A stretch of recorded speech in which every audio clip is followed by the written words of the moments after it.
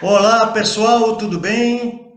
Mais uma live aqui do coletivo Butantan na Luta. Hoje, com um imenso prazer, estamos recebendo Paulo Balanco, lá da Bahia, professor de economia da Universidade Federal da Bahia.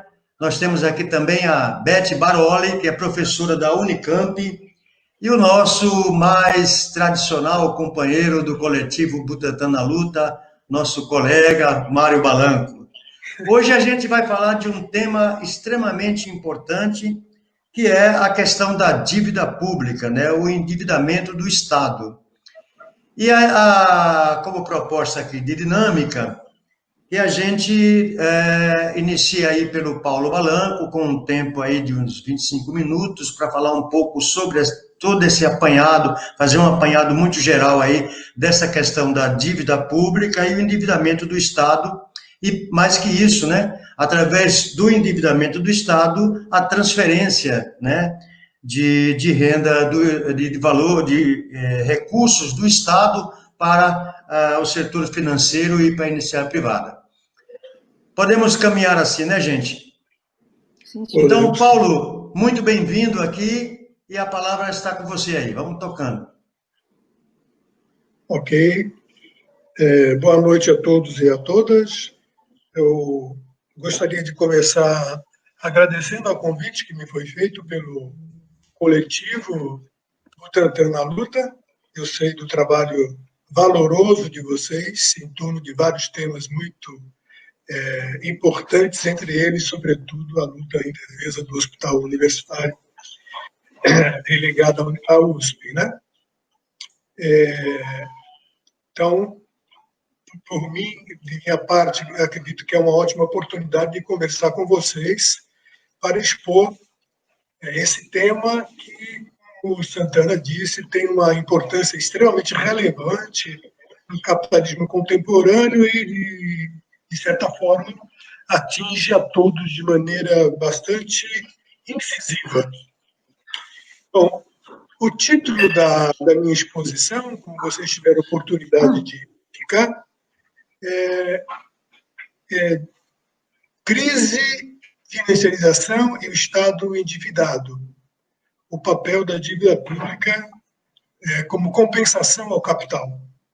Então, esses termos estão articulados. Por conseguinte, isso quer dizer que a análise da dívida pública não deve ser efetuada de maneira isolada e mediante uma abordagem técnica ou tecnicista, como acaba acontecendo normalmente, de maneira convencional, através dos meios de comunicação, através do jornalismo econômico, como se a dívida pública fosse um fenômeno através dos meios de comunicação. Pode seguir, foi só uma falha técnica aqui. Que tem uma mera dimensão técnica e contábil. Então, veja bem, a dívida pública é um fenômeno antigo na história do capitalismo. Mas, recentemente, ela adquiriu uma importância extremamente acentuada, justamente porque a economia capitalista conheceu uma inflexão muito importante no que diz respeito à taxa de acumulação e à lucratividade.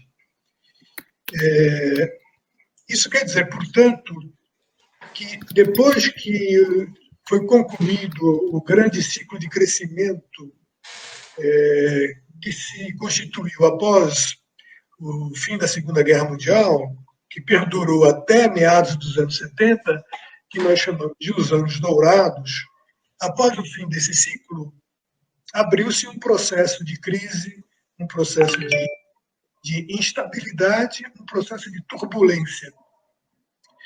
Então, isso trouxe alguns elementos novos, provocados pela necessidade do capital buscar saídas para reverter a situação representada pela redução da lucratividade comparativamente às taxas mais elevadas que foram verificadas no período anterior, no ciclo anterior.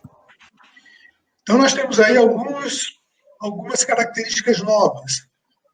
entre elas a globalização e a financiarização.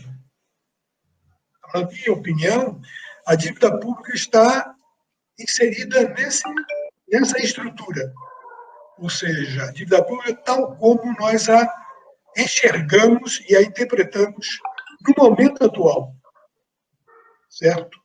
Então, a partir dos anos 1980, a dívida pública passa a ocupar um lugar distinto do que ocupara no período anterior, no período dos anos dourados. Por isso que eu passo a denominar a relação entre a dívida pública e o Estado como o Estado endividado. Né? Até então, durante a vigência dos anos dourados, que é conhecido também como modelo de desenvolvimento econômico chamado de welfare state, ou compromisso keynesiano, em que a economia experimentou taxas de crescimento bastante significativas, mas, ao mesmo tempo, foi instalado um regime de distribuição da riqueza mais equânime, né? Não igualitário, mas mais justo, que, por seguinte, permitiu a elevação dos padrões de vida da população, sobretudo dos trabalhadores, e aconteceu concomitantemente com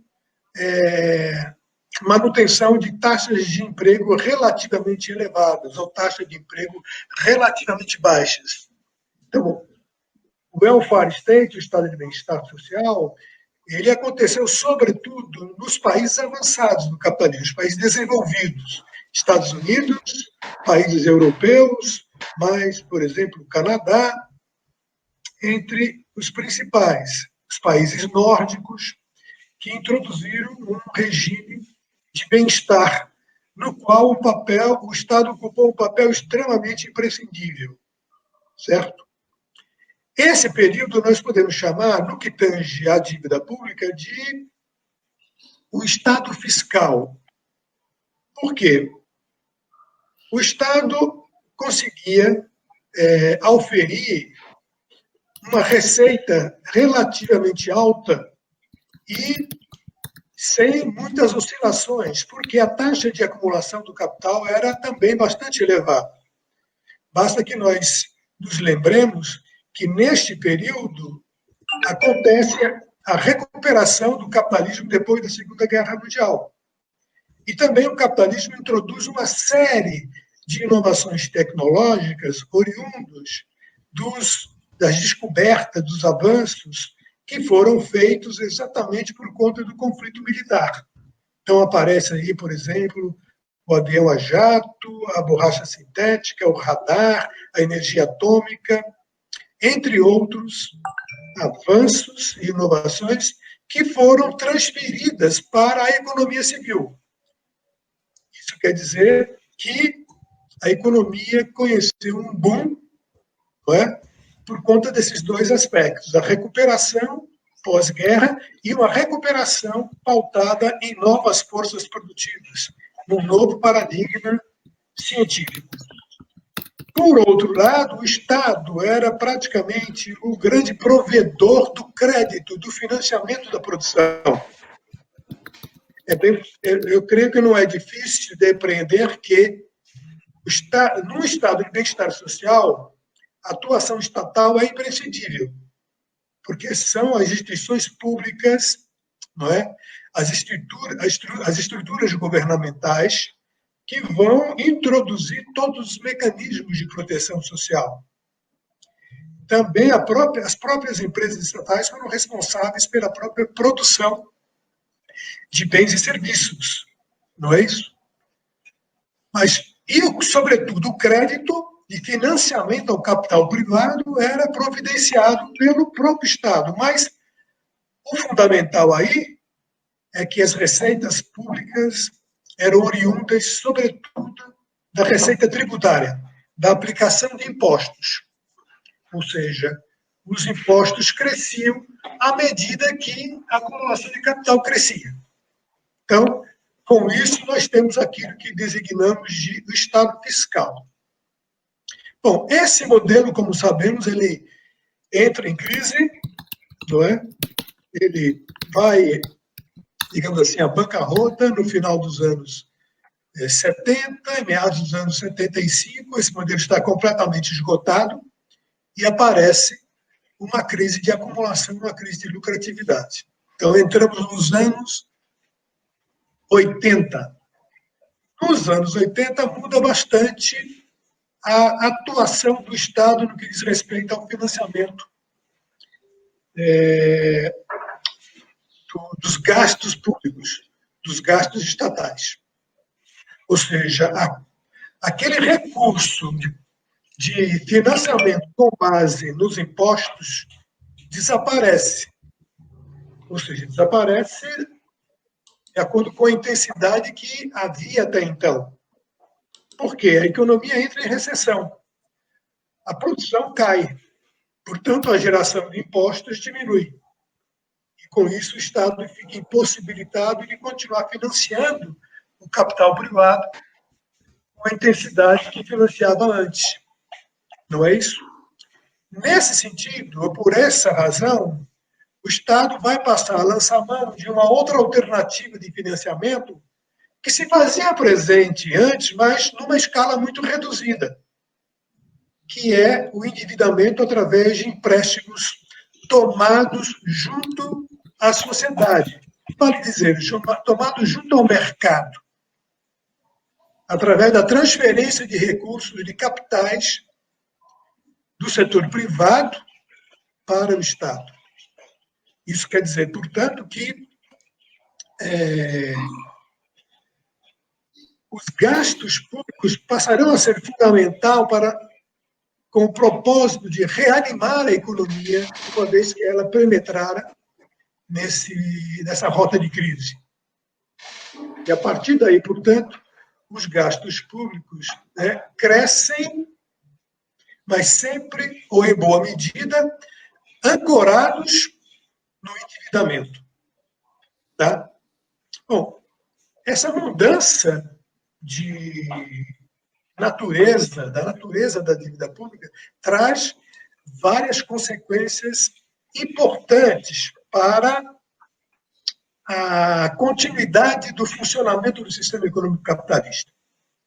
Aqui eu me reporto ao sistema capitalista como um todo, portanto, como totalidade, como uma economia mundial, e não apenas como economias nacionais isoladas, embora eu vá falar um pouquinho mais para frente da economia brasileira e o seu endividamento. Certo? Bom, dessa forma, o Estado entra em cena com o propósito de reanimar a economia, já que os capitais privados não apresentavam interesse de fazê-lo, uma vez que as taxas de lucro haviam caído de maneira bastante acentuada. Tá? Então, nós temos aí, entre 1980 e 1995, um período de crise pós anos dourados. Certo? Bom, isso quer dizer, portanto, que o Estado vai buscar o financiamento às atividades econômicas junto ao mercado. Ora, ele toma dinheiro emprestado, tá? E utiliza o dinheiro emprestado para financiar seus próprios gastos, em tese com uma finalidade, digamos assim, virtuosa, ou seja, a de procurar reanimar a economia, colocá-la novamente em funcionamento. Bom, isso, por sua vez, acabou fazendo com que a dívida pública passasse a integrar definitivamente a esfera financeira. Ou seja, a esfera financeira, nessa altura, que nós já passávamos a chamar de financiarização. Não é? Ou seja, a financiarização passa a ser uma etapa nova do capitalismo, não exatamente uma etapa, mas uma fase na qual as finanças acabam adquirindo uma proporção em volume muito acentuada relativamente à esfera produtiva. Como vocês sabem, na economia, a esfera produtiva é decisiva. Tanto se nós estivéssemos num regime não capitalista, ou seja, a garantia da sobrevivência das pessoas só pode ocorrer se há produção de bens e serviços. Tá? No capitalismo, mais do que nunca, ela é preponderante, a esfera produtiva. Ou seja, se a produção passar por dificuldades, sofrer interrupções, ou mesmo sofrer regressões, o lucro capitalista será afetado, e, por conseguinte, a acumulação de capital. Então, o que acontece?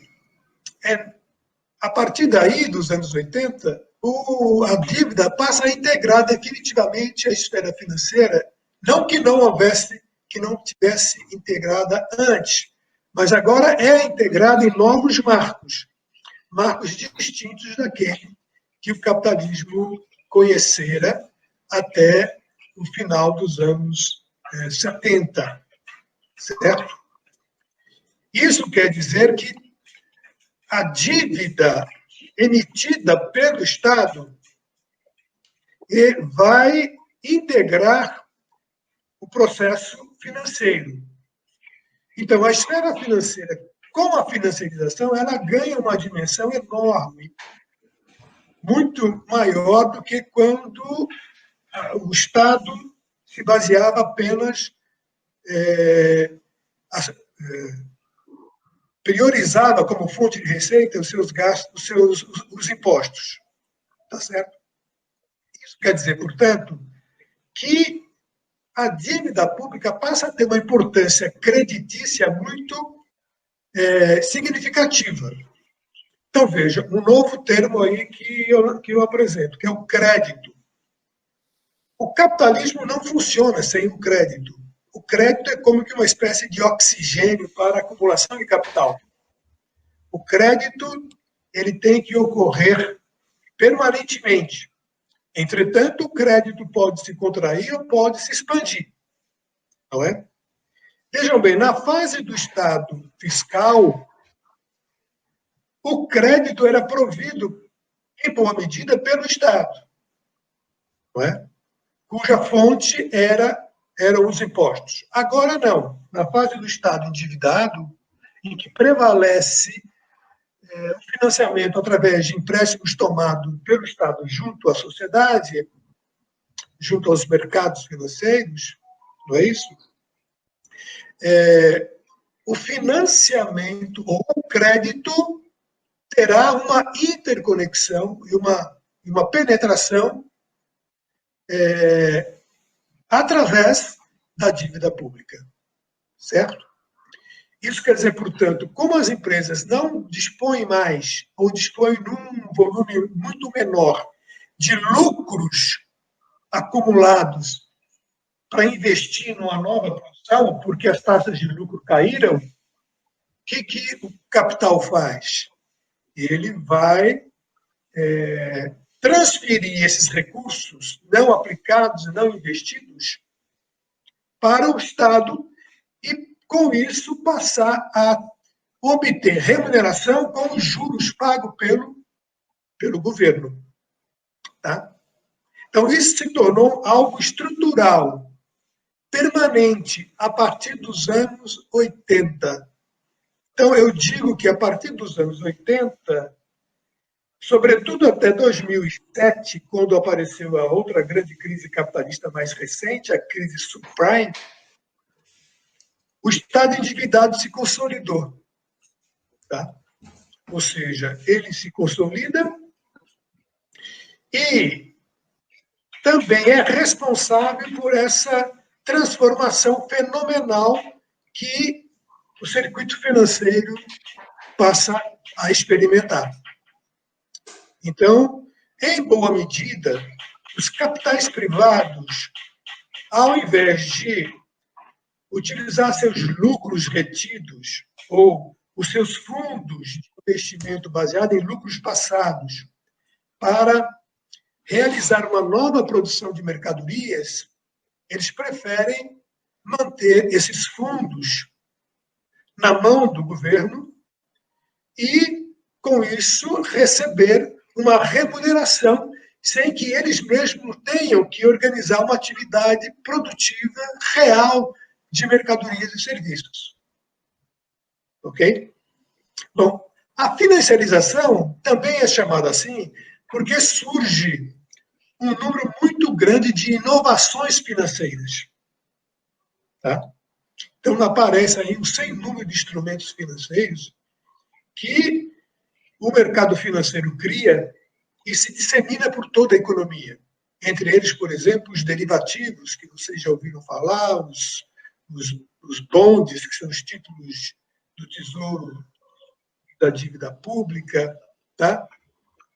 Entre outros instrumentos. Então, isso quer dizer que as cadeias de crédito aumentam de maneira muito expressiva, certo? E isso quer dizer que o capital na forma monetária, na forma dinheiro, ele consegue se multiplicar de forma relativamente autônoma, perdendo os vínculos com a produção real. Tá? Isso quer dizer que passa a haver um descompasso entre a riqueza real, ou seja, aquela que representa a produção efetiva de mercadorias, e a riqueza expressa financeiramente, através de todo esse cabedal de ativos financeiros criados no âmbito da financiarização. Ok? O capital financeiro, tal como ele se apresenta, também é chamado, aí lançando mão de uma teorização feita pelo Marx, de capital fictício. Então, veja, existem dois tipos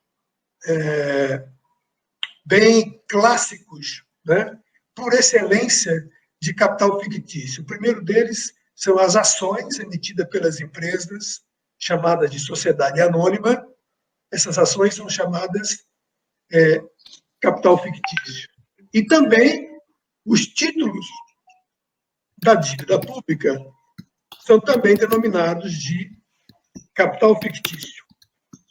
Quer dizer, capital fictício porque ele não existe realmente, embora esses papéis, esses títulos de crédito, expressem um volume de capital que se manifesta financeiramente.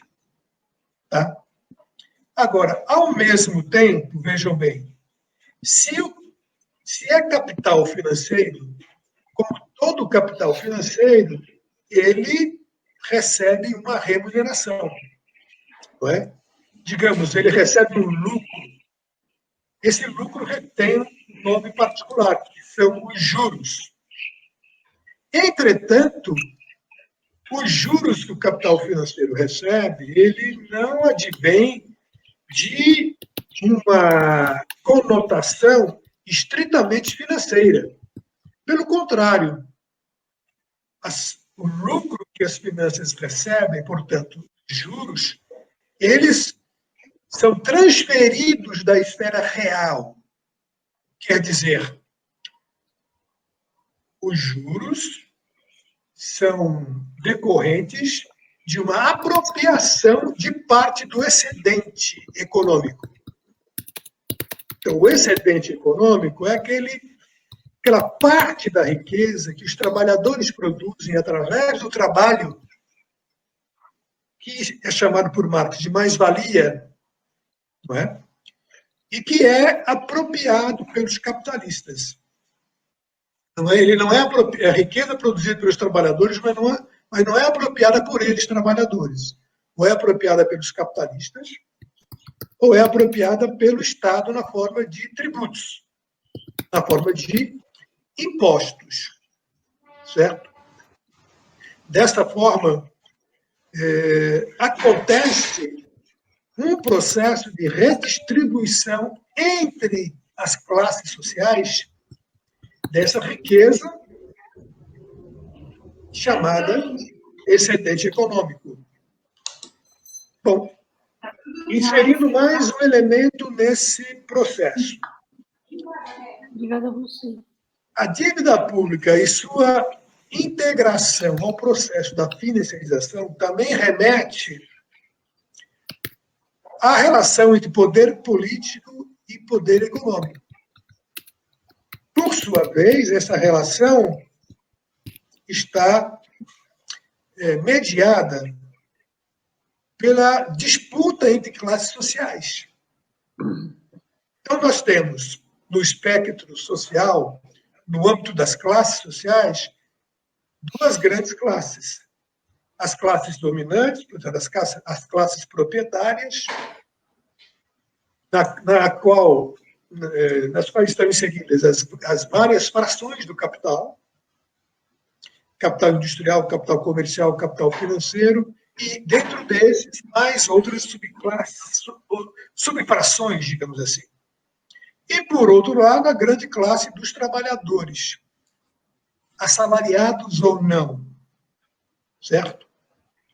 Então, vejam, no âmbito do capital, da acumulação de capital, na dinâmica da acumulação, nós temos a contradição capital-trabalho, a oposição entre capital e trabalho. Esse é o embate fundamental das classes na economia capitalista, na sociedade capitalista. Mas nós temos também um embate de classes entre as frações das próprias classes dominantes. As classes dominantes que gerem o capital, que acumulam o capital, que perseguem o lucro baseado na expropriação da classe trabalhadora, na exploração da classe trabalhadora, esses segmentos do capital, essas frações do capital, eles concorrem entre si. Eles disputam entre si para se apropriarem da parcela mais elevada possível da mais-valia social, do excedente social. No plano real, por exemplo, entre setores industriais, há uma disputa entre capitais que atuam nos diferentes ramos industriais. Por exemplo, indústria automobilística, indústria de alimentos e bebidas, indústria de telecomunicações, indústria de couro e calçados. São setores da indústria de transformação. Portanto, de propriedade de capitalistas diferentes. Concorda? Esses capitalistas, eles disputam entre si para verem quem se aposta da maior parcela possível da mais-valia. Isso se dá principalmente mediante a inovação tecnológica e a competição entre esses capitais. Certo? Isso quer dizer, portanto, que se nós abstrairmos os demais elementos da economia e nos atermos apenas à produção, nós temos uma redistribuição da mais-valia total produzida na sociedade, que nós chamamos de excedente social ou mais-valia social, entre os diversos ramos da produção real. Então, há capitalistas que vão obter mais lucro do que aquele lucro que ele obteria somente no interior da sua própria empresa. Porque ele dispõe, pelo menos momentaneamente e conjunturalmente, de um certo poder de barganha, de uma vantagem competitiva relativamente aos demais. Tá certo? Bom, esta lógica deve ser transposta para o plano da relação entre produção e finanças. Tá?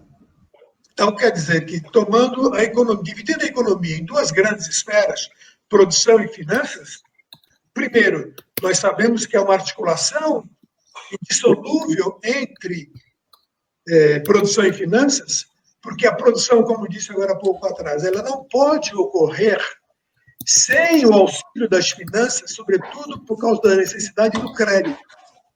Não é? Então, o produtor industrial que tem uma fábrica quando ele produz uma determinada mercadoria, digamos, calçados, ele nem sempre dispõe de recursos, mesmo que ele tenha lucro, de recursos suficientes para investir na produção, para aumentar sua capacidade produtiva, por exemplo, construir uma nova fábrica, comprar mais máquinas, etc., para elevar a produção dele. Então, ele toma emprestado junto ao sistema financeiro, particularmente aos bancos, tradicionalmente junto aos bancos. Tá? Então, veja que, normalmente, há uma relação dialética e contraditória entre finanças e a economia real.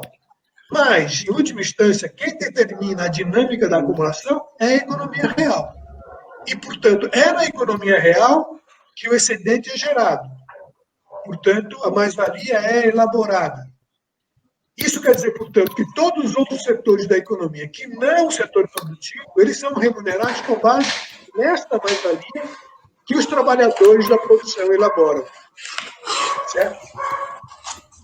Isso quer dizer, portanto, que os capitalistas produtivos, que produzem mercadorias, quando eles se deparam com esse fato na produção, porque as taxas de lucro diminuíram, eles preferem aplicar seus capitais em ativos financeiros que serão remunerados por juros, mas cuja origem é a mais-valia lá no setor produtivo. Quem viabiliza isso para eles é o Estado, através da dívida pública. Então, veja, a correlação de forças entre as classes dominantes também vai se manifestar aí na disputa por esse, digamos assim, por esse butim, né? Que o Estado controla, que o Estado administra, que o Estado gerencia. Tá? É isso, então, portanto, que pode esclarecer ou justificar por que a dívida pública tem crescido tão acentuadamente nos últimos anos. Então, ela cresceu acentuadamente a partir de 1980, porque o capitalismo entrou em crise e passou a produzir taxas de lucro mais baixas, certo? Mas depois houve uma inflexão para cima quando surgiu a crise de 2007 e 2008, a crise subprime. Então, vocês sabem que foi uma crise de grande envergadura, que trouxe uma grande recessão, né? O Estado interveio de maneira bem agressiva para impedir uma bancarrota em efeito cascata das suas economias nacionais, sobretudo das empresas financeiras, particularmente os bancos. Então, o Tesouro Americano, por exemplo, despejou trilhões de dólares para tentar fazer com que a economia se recuperasse. Comprou, né, trilhões de títulos podres nas mãos dos bancos americanos, com a finalidade de que isso provocasse liquidez à economia e viabilizasse uma retomada do crescimento econômico, porque, em tese, os bancos e o sistema financeiro poderiam disponibilizar recursos na forma de crédito para as empresas tomarem e poderem reativar a atividade econômica. Tá? Então, isso aconteceu em 2007 e 2008. Então, veja, em 2007, 2008, abre-se uma nova fase, que vem até agora, que vem até 2019. Tá? Porque a partir de 2019 entra um fenômeno novo, qual seja a pandemia. Vai ter impacto direto sobre a dívida. Tá certo? Mas a grande recessão, ou seja, melhor dizendo, o período que se abre depois da crise subprime, depois de 2007 e 2008, nós chamamos de a grande recessão. Por quê? Porque nesse período, a economia capitalista como um todo, tá? Ela praticamente ficou estagnada. As taxas de lucratividade e as taxas de crescimento permaneceram praticamente rastejantes durante todo esse período de cerca de 13 anos, 12 anos. Tá? Então, as taxas médias de crescimento foram muito baixas, atingindo as grandes economias mundiais, as economias avançadas, e assumindo também parte considerável das chamadas economias emergentes, entre eles o Brasil. Certo? Por exemplo, a taxa de crescimento anual média do Brasil entre 2009 e 2019 foi de 1,1%, 1,2%. É uma taxa muito baixa para os padrões históricos do Brasil, certo? E para outros países avançados, como os Estados Unidos, a França, a Alemanha, o Japão, a taxa de crescimento também foi muito baixa, comparada com o período em que elas foram muito altas. Qual período é esse? É o período dos anos dourados. Por isso que nós falamos que a taxa de crescimento hoje é baixa, em termos relativos, comparado com os anos dourados, que foi o período em que o capitalismo atingiu o seu auge no que tange as taxas de lucro e as taxas de acumulação. Isso quer dizer, portanto, que a economia capitalista está diante de um impasse. Ou seja, antes de eclodir a pandemia do Covid-19, a economia já se mostrava com enormes dificuldades de superar essa dificuldade, desculpe, sem redundância, de superar as barreiras que se apresentavam. Por conseguinte, a expectativa era que a economia brasileira e internacional não conseguiria se recuperar a curto prazo, nem a médio prazo. Tanto é que se considerava, os economistas consideravam que, parte deles, que a partir da grande recessão, a economia capitalista havia adentrado a um novo normal. Qual que é um novo normal? Taxas de crescimento relativamente baixas, relativamente rastejantes. Certo? Portanto, taxas de lucro também na economia real muito baixas. O que quer dizer que o capital continuaria procurando lançar mão da dívida pública para contrabalançar a incapacidade dele em elevar os seus lucros na esfera produtiva propriamente dita, na economia real propriamente dita. Daí a importância da manutenção da dívida pública.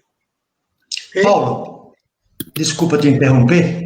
Nós estamos aí há 38 minutos, que foi o tempo que a gente, de 40 minutos para a exposição, e aí eu pediria que você desse uma fechada e já começasse, inclusive, a responder as perguntas que estão saindo aqui na nossa tela, e aí depois a gente abre mais uma rodada de debates e você complementa a partir do debate. Pode ser?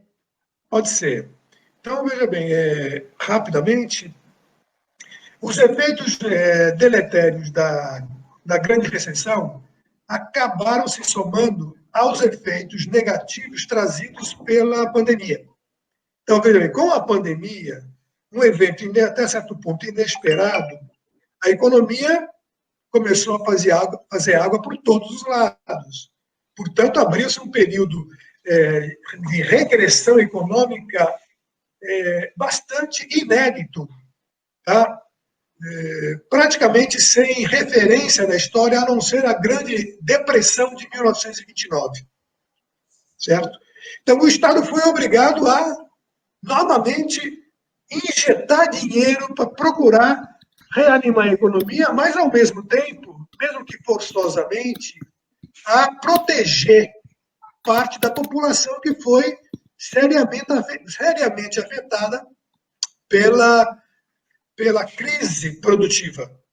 Empregos em massa foram fechados, foram destruídos, não é? Produção em massa também foi eliminada. Então, os milhares de pessoas ou milhões de pessoas passaram a enfrentar sérias dificuldades de sobrevivência. Muitas delas vão voltar abaixo da linha de pobreza, não é isso? há um número muito grande de estudantes fora das escolas, né? Entre outras, um número muito grande de pequenos produtores de alimentos vão à falência, vão deixar de produzir. Então, vejam quanto foi injetado de recursos de fevereiro para cá. O Fundo Monetário Internacional divulgou recentemente uma estatística dizendo que, até o momento, foram injetados pelos estados nacionais mundo afora o total de 18 trilhões de dólares, certo? Isso é muito mais, aliás, muito mais não, é praticamente igual o produto interno bruto dos Estados Unidos em um ano. Tá? Então, a dívida pública deve dar um salto do ano passado para cá, em apenas um ano, nos estados avançados, de cerca de 23%. Nos estados emergentes, em cerca de 6%. Mas, nos estados avançados, a relação entre dívida pública e PIB deve ultrapassar 100%. Nos estados emergentes, deve estar em torno de 60%. Mas, no que tange aos estados emergentes, há uma particularidade, há uma diferenciação entre eles. É o caso do Brasil, que é um estado emergente. A média dos emergentes vai ser de 60% da dívida sobre o PIB, mas no Brasil acontece uma coisa distinta. A dívida pública brasileira deve atingir pelo menos 100% do PIB ao final deste ano. Ela vai saltar de 75% em 2019 para 100% em 2020, ao final de 2020. Certo? Isso significa que, aparentemente, esse reforço em recursos financeiros que o Estado brasileiro estaria gastando seria, digamos assim, muito bem-vindo e poderia alavancar uma recuperação ou, pelo menos, proteger ou minimizar os prejuízos que as pessoas estão sofrendo. Mas eu creio que isso está muito longe da verdade, não é? Boa parte desse dinheiro vai escoar, melhor dizendo, pelos canais da financiarização. Vai cair nas mãos do capital financeiro, na mão dos rentistas, certo? Então, o Brasil pagou juros da dívida pública em torno de 350 bilhões de dólares nos últimos 3, 4 anos, e esse montante deve crescer agora em 2020, certo? Bom, então eu finalizo aqui, pelo menos nessa primeira intervenção, e vamos conversar um pouco com base nas perguntas que as pessoas que estão nos assistindo fizeram e vocês mesmos que estão aí participando da coordenação queiram fazer. Obrigado, Paulo. Eu iniciaria aí com a Beth. Beth, você quer fazer algum comentário? Pode ser. Então, é porque, na verdade, assim, eu acho que o Paulo fez um bom histórico, né, de todo esse processo, mas eu tenho umas questões, assim, sei lá, que eu não sei, acho que é bem básica, né, porque eu também não sou economista, né, fiz física, bem diferente. Mas, por exemplo, tem uma questão, né, que eu já ouvi falar, que é importante abaixar os juros, não é? Que ao abaixar os juros, a dívida pública diminui, né? Então, isso é uma coisa que eu gostaria de entender, como é que uma coisa está associada à outra, não é? Essa é uma questão. A outra questão, realmente, quando ele fala dos fictícios aí, do dinheiro fictício, né? Isso é outra coisa também que eu queria entender melhor, né? Como é que funciona? O Banco Central entrega para os bancos, né, os títulos da dívida pública e paga juro para os bancos.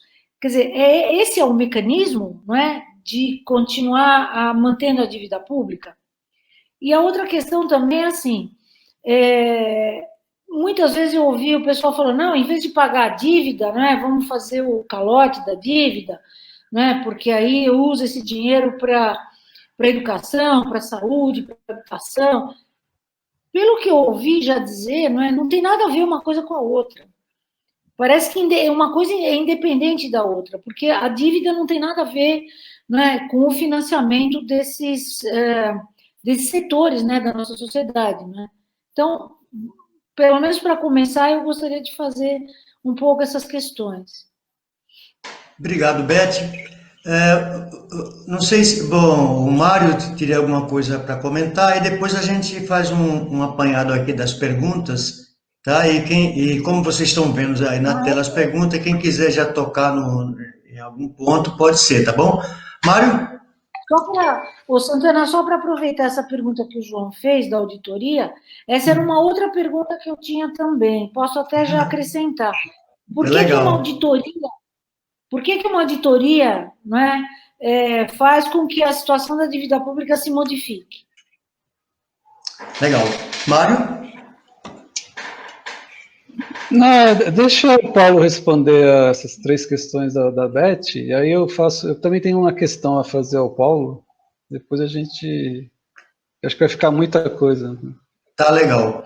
Tá legal. Bom, então vamos lá. Nós temos então a pergunta do João Zanatic, nosso companheiro João Zanatic, né? Está na tela aí, Paulo. Você anota, tá? Ele diz o seguinte: Paulo, gostei da parte que assisti, pena que não tenho condições de falar, eu que planejei. Assim, faço 2 pequenas intervenções. Porque nenhuma dos governos nos últimos 20 anos não fizeram uma auditoria da dívida pública, tá? E nós temos também uma outra pergunta que é importante. Essa é mais uma afirmação, né? De 1945 a 1963, se praticaram os mais baixas taxas de juros no mercado internacional. A queda do Bretton Woods mudou isto em todo o planeta. Nós temos mais uma aqui. Não, esta... Deixa eu ver. Agora, essa daqui. Subindo. Aqui. E baixando aqui. Deixa eu achar mais outra pergunta aqui. Tá aqui, ó. Por que os economistas, ao falar da necessidade do colchão social para proteger os empregos em um país tão desigual como o Brasil, quase nunca cortejam utilizar recursos das reservas cambiais? Acho que é importante também tocar bastante nesse ponto aí. Tá bom? Então, passamos aí de volta para o Paulo, e depois o Mário Balanco vai fazer sua intervenção.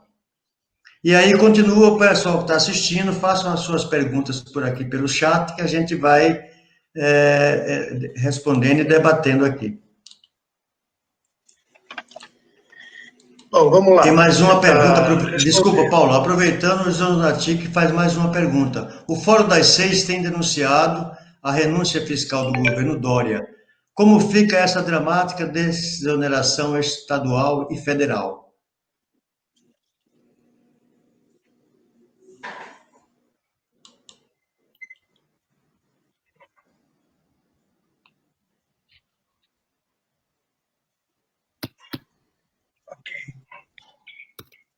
Bom, vamos lá. Eu creio que várias das perguntas e dos comentários estão interligados.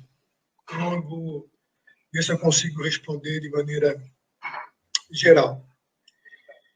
Bom, a respeito da relação entre a redução dos juros e queda da dívida pública. Então, em tese, isso é possível. Teoricamente falando, tudo mais constante, como dizem os economistas, se os juros caírem, então a dívida crescerá a uma intensidade menor, não é?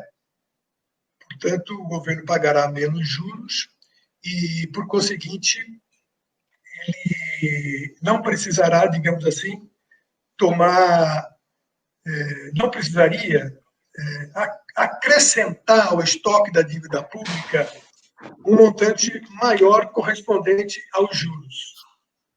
Mas isso seria verdade se o governo não precisasse continuar tomando recursos junto à sociedade. Ou seja, se ele não precisasse continuar tomando recursos emprestados. Porque a dívida pode crescer unilateralmente, mesmo sem considerar os juros. Basta que o governo precise de mais dinheiro, ele toma emprestado, quer dizer, ele vende títulos junto àqueles que têm capital para emprestar, e a dívida vai se elevando, certo? Bom, então, a redução dos juros, em geral, quando afirmada, quando a gente ouve convencionalmente, a chamada relação virtuosa entre queda de juros e redução da dívida pública, ela é formulada por economistas liberais, conservadores, ortodoxos, que, na verdade, enxergam que os juros eles só poderão ser pagos adequadamente se o governo introduzir medidas de austeridade. Ou seja, se ele reduzir seus gastos ordinários, seus gastos, suas despesas primárias, que são aquelas que remetem às rubricas fundamentais, como saúde, educação, previdência, pagamento de pessoal, etc. Não é? Então, o governo faz um esforço permanente desde o governo Fernando Henrique para reduzir os gastos públicos na medida do possível, para que sobre dinheiro para pagar os juros da dívida. Ou seja, o governo tenta fazer chamados superávites primários, os mais elevados, para que ele possa, então, pagar as despesas com os juros que ele está compromissado anualmente. Não é isso? Então, aparentemente, essa redução de juros que tem ocorrido recentemente no país, então, a taxa básica de juros, a Selic, atualmente está em 2,25%. Ela já foi, para que vocês tenham uma ideia, foi maior do que 40% há alguns anos atrás, há vários anos atrás. Então, vejo que a diferença é brutal. Então, vocês podem imaginar quanto de juros o Brasil pagava quando a taxa estava a 40% ao ano. Agora ela está a 2,25%. Mas, mesmo assim, o capital financeiro não perde o interesse em emprestar ao Estado. Não é? Porque o Estado é um pagador cuja confiança é a maior possível. Não é? Então, a incerteza quanto ao pagamento da dívida por parte do Estado é pequena. Por isso que os títulos públicos são aqueles que dispõem de maior prestígio, né? São os mais seguros. Nesse sentido, como os capitais financeiros dispõem de recursos sobrando, empossados, não emprestados, eles aplicam, né, em títulos da dívida pública. Bom, quanto ao calote da dívida, bom, eu diria que o calote da dívida está também articulado com a questão da auditoria. Ou seja, a lógica da auditoria, o sentido da auditoria, tem como objetivo analisar aquilo que, no interior da dívida, corresponde a magnitudes indevidas ou que aparecem de maneira desonesta ou que representa falcatruas, ou seja, que representa também volumes artificiais, né? Ou seja, é uma parte de dinheiro que já foi pago e passa a ser, digamos assim, contabilizado novamente. Isso quer dizer, aqueles que acreditam que a dívida pública possa ser auditada, será possível com isso encontrar uma série de desvios, né, e corrupção que poderá fazer com que a dívida seja reduzida. Ou seja, boa parte da dívida é ilegítima, parte da dívida é ilegítima, portanto, ela não deveria ser paga. E, nesse sentido, essa parte considerada ilegítima deveria ser descartada. Ou seja, ela não seria paga, portanto, dar-se-ia um calote contra essa dívida. Não é isso? Ou seja, o governo teria que ter legitimidade e apoio político junto à sociedade para adotar uma medida dessa natureza. Coisa que esse governo atual não tem intenção nenhuma de fazer. E nem aqueles que precederam o governo atual, inclusive os governos do PT. Porque o governo do PT foi um governo de conciliação de classes completamente integrado aos interesses do capital financeiro. Tanto é que ele não mudou radicalmente a política monetária adotada a partir de Fernando Henrique. Não é? Por exemplo, superávites primários, o regime de metas de inflação, não é? O câmbio flutuante. O governo PT amenizou um pouquinho esses elementos, mas ele não eliminou, não substituiu por outros. Portanto, por exemplo, o superávit primário foi perseguido a ferro e fogo. Ou seja, eles produziram sempre, adotaram medidas para garantir sempre o pagamento da dívida, para gerar juros o suficiente. Ou seja, tudo pode ser feito no orçamento público, menos diminuir gastos, com juros. Os juros é uma espécie de vaca sagrada.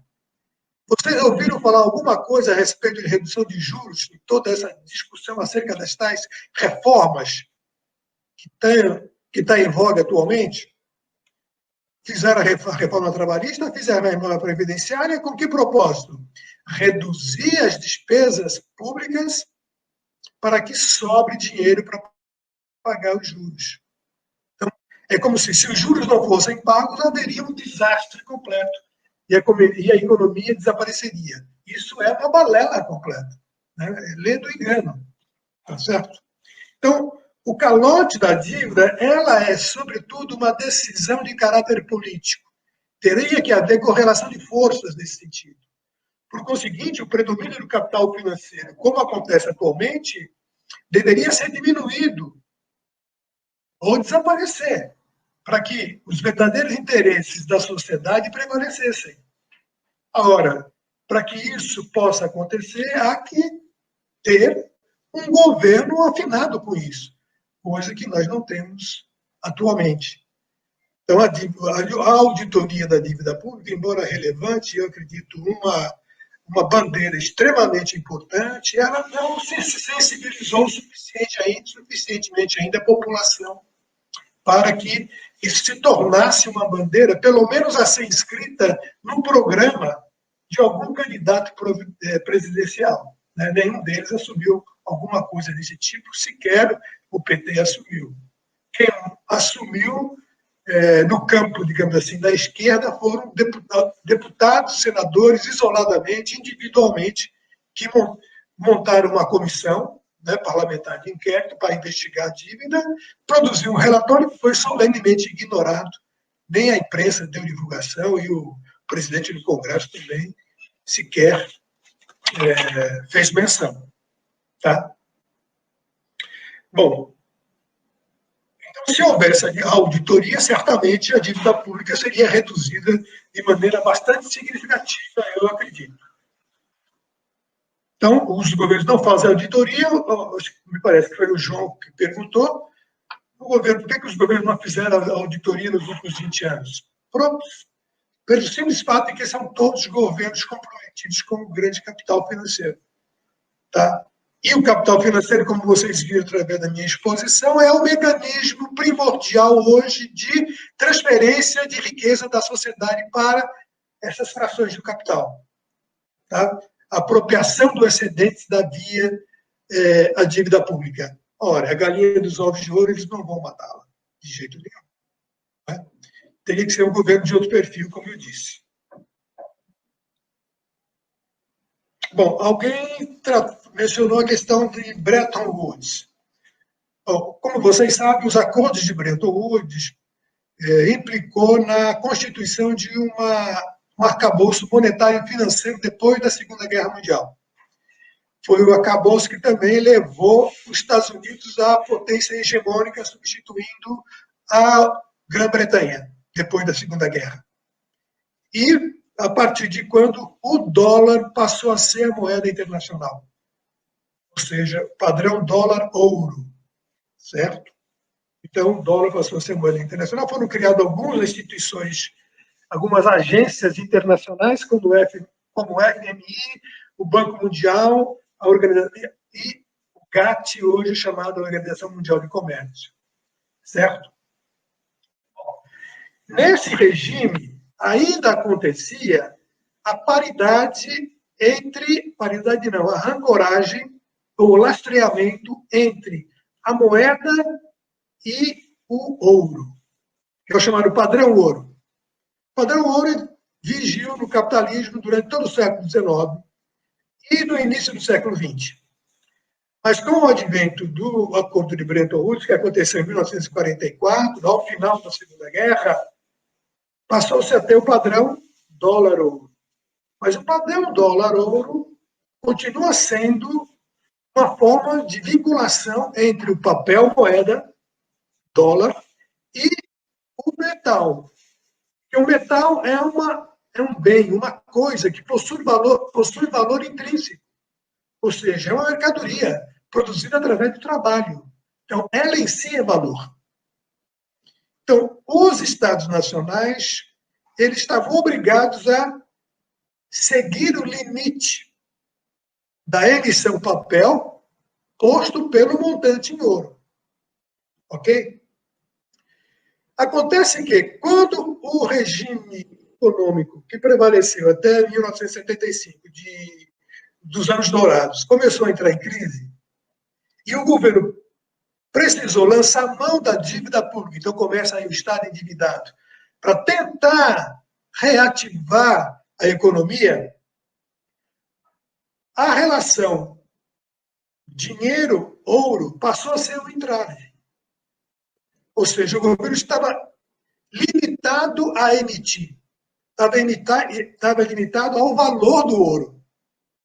Então, o que eles fizeram? Eles romperam a conversibilidade. Por isso que em 71, sob iniciativa dos americanos, que tinham grande interesse nisso, os americanos decretaram unilateralmente a inconversibilidade do dólar do ouro. Tá? Foi uma decisão tomada sob a presidência de Richard Nixon. Daí para frente, os estados não precisavam mais emitir com base no ouro. O dinheiro passou a ser apenas, simplesmente, moeda fiduciária.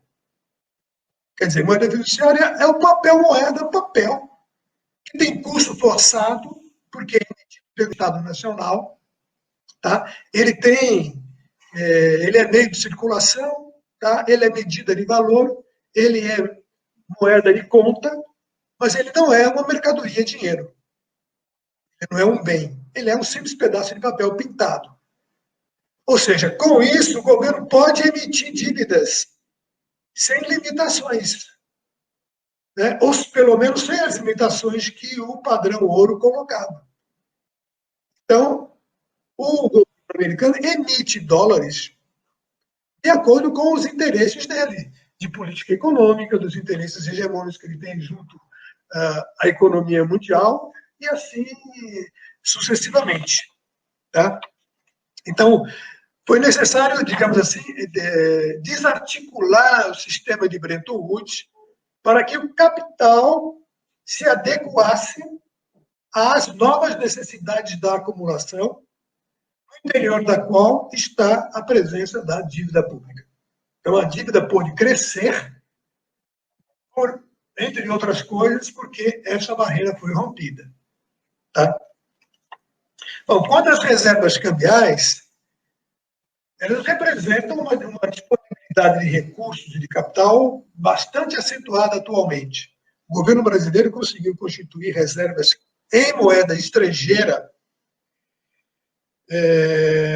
durante quase todo o período do PT, particularmente durante os 2 mandatos do Lula, quando as exportações cresceram muito, já que nós tivemos o boom das commodities, não é?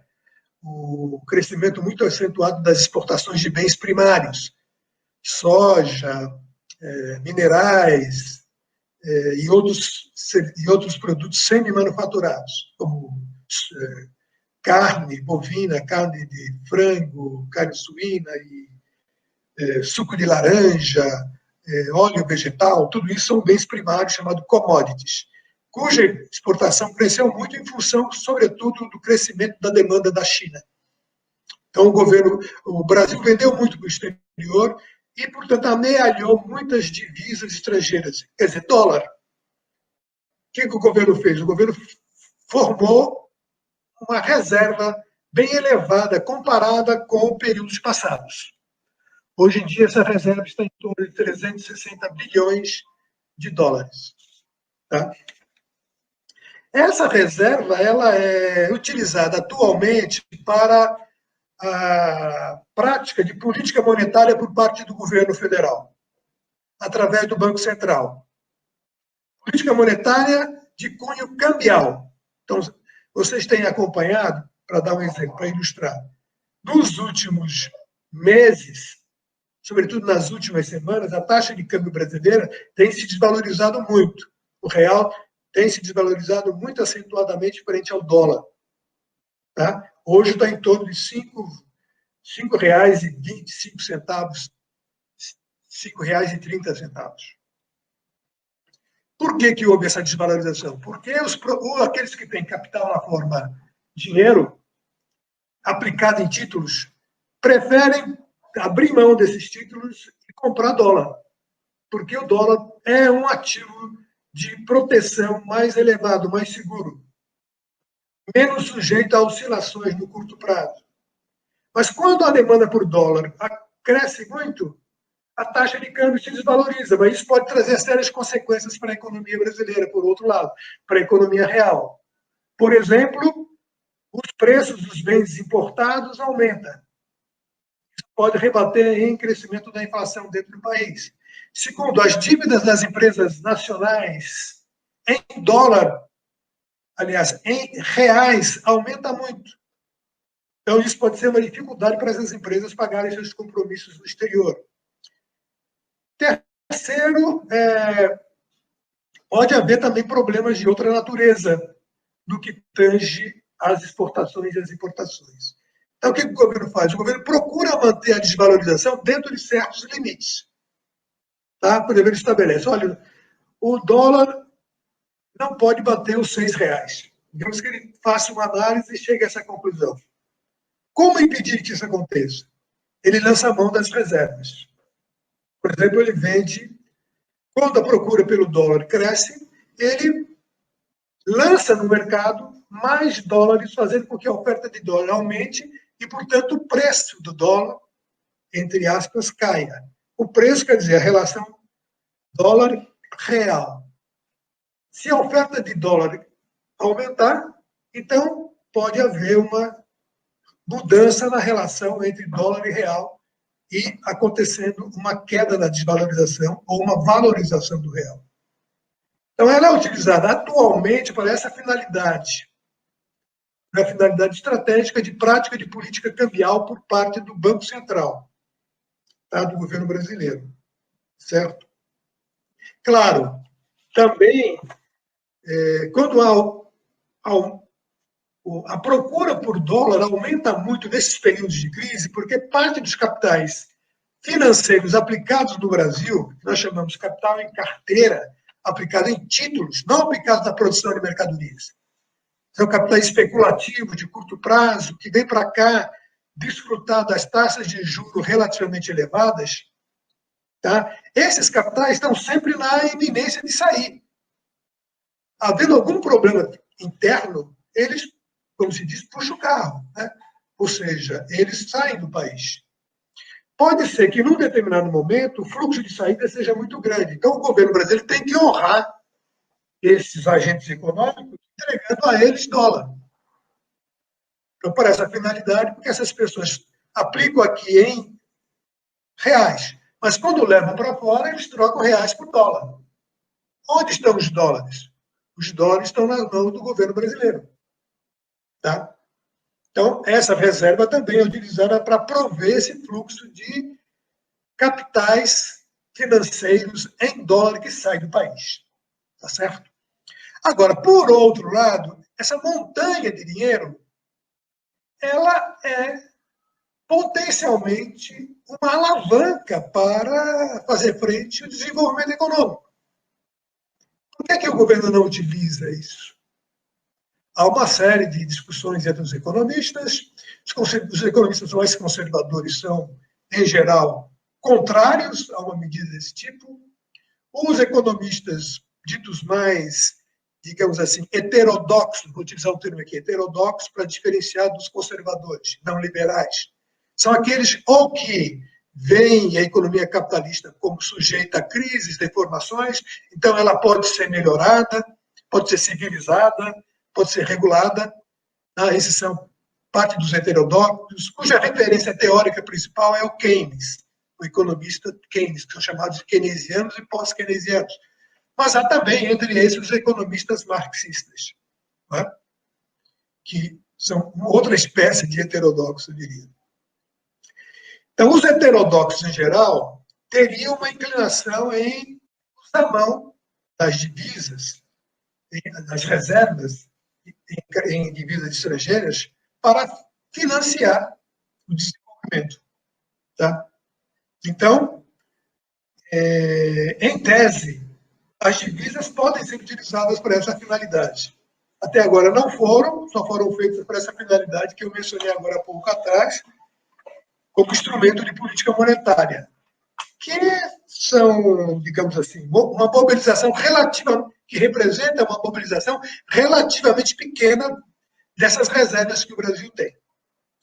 Agora, por outro lado, no que tange a dívida pública, a reserva em dívidas estrangeiras, ela é utilizada para abater a dívida bruta. Certo? Então, há dois conceitos com relação à dívida interna. Dívida bruta do governo geral, ou dívida bruta do governo federal, e dívida líquida do governo federal. Hoje em dia, a dívida líquida é relativamente bem mais baixa do que a dívida bruta, por conta exatamente das reservas. Porque as reservas são contabilizadas como crédito do governo, e não como passivo do governo. Isso quer dizer o seguinte, em tese, se o governo precisar desse dinheiro, tá, ele pode utilizá-lo para pagar parte de suas despesas. Tá certo? Então, o governo teria uma dívida líquida menor do que a dívida bruta. Exatamente porque as reservas são consideradas ativos, crédito que o governo tem. Tá? Mas isso é uma coisa que é muito mais vista no plano contábil do que no plano concreto real, porque dificilmente o governo vai utilizar imediatamente todas as suas reservas para diminuir a dívida bruta, né? Tornando-a uma dívida líquida mais baixa. Se ele o fizesse, ele provavelmente pagaria parte considerável da dívida, considerável eu diria que não, mas uma parte razoável da dívida pública brasileira hoje. A dívida pública brasileira hoje está em torno de 6 trilhões de reais, certo? Então, e essas reservas em divisas estrangeiras, se elas forem cotadas pela taxa de câmbio do dia de hoje, deve dar em torno de 1 trilhão e 600 bilhões de reais. A diferença entre a dívida total e o que restaria se o governo abatesse a dívida pública com base na reserva, ainda seria muito grande. Seria em torno aí de 3 bilhões e 6 trilhões, 3 trilhões e meio de reais ainda. Certo? Bom, finalmente, com relação à desoneração, se eu entendi, foi isso, a desoneração que o governo Dória, né, está fazendo a respeito de certos tributos, e a mesma coisa que o governo federal está fazendo. Não é? A desoneração que representa a redução de pagamento de tributos que as empresas fazem ao governo federal e ao governo estadual. Certo? Por exemplo, um dos pagamentos que as empresas fazem ao governo federal é o CONFINS, que é uma contribuição para o financiamento da Seguridade Social. E também, né, o lucro líquido sobre... a contribuição sobre o lucro líquido. O governo, com isso, com a desoneração, o governo está desobrigando as empresas de pagarem esses impostos, ou de pagarem essas contribuições. Essas contribuições incidem ou sobre a folha de pagamento, ou incidem sobre a receita da empresa. Tá? Então, se o governo desonera, ele deixa de receber. Por conseguinte, as empresas deixam de pagar esses tributos. Em tese, as empresas teriam que lançar mão desse dinheiro para reativar a atividade de suas empresas. Mas resta saber se eles vão fazer isso. Durante o governo Dilma, se vocês estão lembrados, para tentar recuperar a economia, né? No início do segundo governo Dilma, a economia começou a entrar numa crise brutal. Né? Entrou numa recessão bem acentuada. O governo utilizou uma série de medidas fiscais, entre elas, medidas de austeridade. Não pensem que a austeridade começou com o Bolsonaro ou com o Temer. Ela começou lá com a Dilma. Tanto é que ela nomeou o Joaquim Levy para ser ministro da Fazenda, ministro da Economia, naquela altura. Não é? Então, deu mostra de quanto ela estava interessada em reduzir os gastos, arrochar os gastos públicos para assegurar o pagamento dos juros. Então, a Dilma concedeu essa desoneração com o compromisso de que os empresários, donos das empresas industriais, mantivessem os empregos e investissem em inovação tecnológica. Mas eles não fizeram nada disso. Tá? O governo perdeu receita e a economia não foi reativada. Então, o rebatimento disso, da medida que o Dória está fazendo, vai significar certamente uma redução dos recursos que as universidades estaduais paulistas recebem. Porque as universidades estaduais paulistas recebem um montante da receita tributária, do ICMS. Então, o único imposto que o Dória pode desonerar sobretudo, o ICMS. Que o ICMS é o principal tributo estadual. Então, a arrecadação tributária do Estado paulista com ICMS deve ser reduzida e, portanto, aquela parcela que vai ser cotizada, repartida para as universidades, deve diminuir. Embora a alíquota permaneça a mesma, a base sobre a qual incide essa alíquota vai reduzir, portanto, vai ser reduzida e, portanto, as universidades receberão um volume menor de renda. Já estavam recebendo menos por conta da própria recessão, já que a receita tributária do Estado havia diminuído. Né? É isso, gente. Espero que tenha conseguido responder.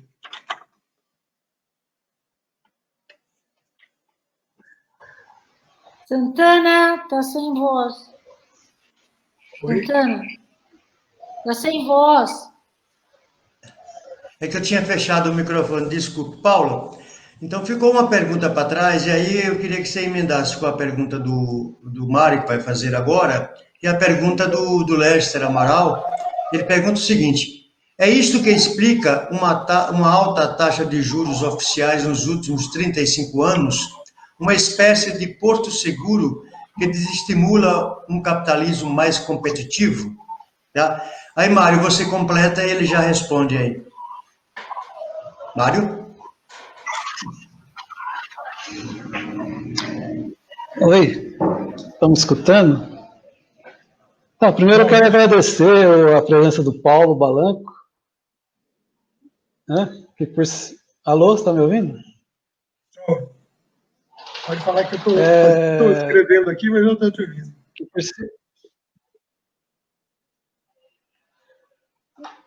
O meu irmão, Paulo Balanco, né, agradecer aí, acho que foi uma aula sobre economia e dívida pública, Até eu faria uma proposta, a gente continuar essa discussão, fazer um curso pela internet.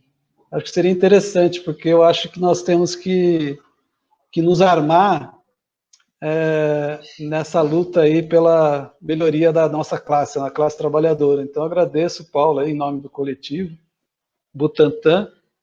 É um tema meio complicado para mim, que eu sou da área de biologia, mas eu tô captando aqui as mensagens aí. A minha pergunta, Paulo, é meio pragmática. Vou dar, assim, você falou aí na sua explanação, né, que mesmo os governos de esquerdas, né, eles não enfrentaram como deveriam enfrentar, quando a gente esperava enfrentar essa questão da dívida pública, né, que eu acho que está muito relacionado também com a falta de investimento social, questão do que a gente está passando hoje, né? Então, se você fosse amanhã um governo de esquerda de verdade, você fosse ministro da Economia, qual a proposta, qual o programa de governo que você implementaria para resolver essa questão? Porque, assim, a gente trabalha, como você colocou no início, o coletivo tem como característica, né, trabalhar em cima da questão da saúde pública, em defesa do SUS, né, os hospitais universitários, né, que estão com essa crise danada toda, né, e eu acho que essa questão da dívida, ela interfere em grande parte no financiamento, né, desses setores sociais tão importantes para a classe trabalhadora. Então, o que você faria? Assim? O que um governo comprometido com a classe trabalhadora poderia fazer para discutir a dívida pública? Uma pergunta facinha, né, Mário? Fácil, essa foi bem cabeluda, né? Bom, deixa eu começar pela... Como você é meu irmão, eu posso fazer essa pergunta. Bom, só porque é seu irmão, né, que você faz essa pergunta. Deixa eu continuar. Bom, deixa eu responder, começando pela primeira pergunta, diz respeito aos juros altos aplicados nos últimos 35 anos, que acabou sendo um porto seguro que desestimulava o capitalismo competitivo. Bom, essa resposta aí ela deve ser respondida articulando duas coisas. Há uma questão que eu não mencionei, mas que tenho que reafirmar agora, a pergunta, inclusive, me ajuda nesse sentido. Eu acredito, pessoalmente, que parte da responsabilidade pelo crescimento da dívida pública no Brasil advém da implementação do Plano Real. Tá? Então, o Plano Real representou uma inflexão no que diz respeito à utilização da dívida pública como canal de escape, de compensação para o capital com dificuldade de obter lucratividade no terreno da produção pura e simples de mercadorias. Tá? E se vocês notarem, a dívida pública, a partir do primeiro governo Fernando Henrique, conhece uma ascensão bastante expressiva. Mas veja bem, ao mesmo tempo, como é que ele fez isso? Eles fizeram isso pautado num argumento econômico, com, digamos assim, uma dimensão técnica. Porque o Plano Real, como vocês sabem, foi formalmente elaborado para eliminar a inflação. Nós vivíamos um processo de inflação galopante, não é? Crônica, aparentemente insolúvel, votado para sanar esse processo inflacionário. Então, o modelo adotado para a formulação do Plano Real tem como uma de suas partes componentes o uso da dívida pública, exatamente o uso da dívida pública. E o uso de taxas de juros elevadas. Porque um dos pilares da dívida do Plano Real era a chamada âncora cambial. Ou seja, o governo Fernando Henrique, ou os economistas que elaboraram o plano, teoricamente formularam a tese de que a taxa de câmbio deveria ser a mais baixa possível. Não é? Se ela fosse a mais baixa possível, isso resultaria numa concorrência dos produtos estrangeiros aos produtos nacionais. E isso provocaria, então, uma queda dos preços internos, porque os capitalistas brasileiros, ao enfrentar uma concorrência com o capital estrangeiro, ele teria que reduzir seus preços, ou pelo menos não mais reajustar os preços como reajustava antes. Mas para que isso aconteça, a taxa de câmbio tem que ficar bem valorizada. Tá? Quer dizer, a oferta de dólares tem que ser bastante acentuada, para que o preço do dólar permaneça num patamar relativamente baixo. Porque se o dólar tiver um patamar relativamente baixo, os importadores poderão comprar mercadoria no exterior a um custo bem menor em reais. Certo? Por exemplo, vocês que viajam para a Disneylândia, né? Atualmente está muito difícil viajar para a Disneylândia, não é isso? Porque cada dólar custa 5 e poucos reais. Mas se o dólar passar a custar R$2, o incentivo que vocês terão para ir à Disney World aumenta bastante, não é isso? Ou para comprar algum bem importado, aumenta muito. Então, quanto menor a taxa de câmbio, maior a capacidade de compra dos brasileiros junto ao mercado externo. Mas, então, para que a taxa de câmbio fique baixa, é necessário que a oferta de dólar seja grande. Como fazer isso? Poderia ser de duas maneiras. Aumentar as exportações, que aí aumenta a receita de dólar para dentro do país, ou atrair capital estrangeiro, capital financeiro, para aplicar em títulos. Certo? A solução via exportações era praticamente impossível, porque as exportações teriam que crescer muito. O Brasil não tinha uma estrutura econômica adequada para isso. Até porque, naquela altura, nós vivíamos uma recessão. Então, qual foi a medida utilizada? Foi atrair capital financeiro. O que o capital financeiro quer? Juros generosos. Então, por isso eles fixaram a taxa de câmbio de juros em patamar bem alto. Como eu disse, houve um momento em que a taxa de juros chegou a 45%. Imaginem. Então, era a taxa de juros mais elevada no mundo.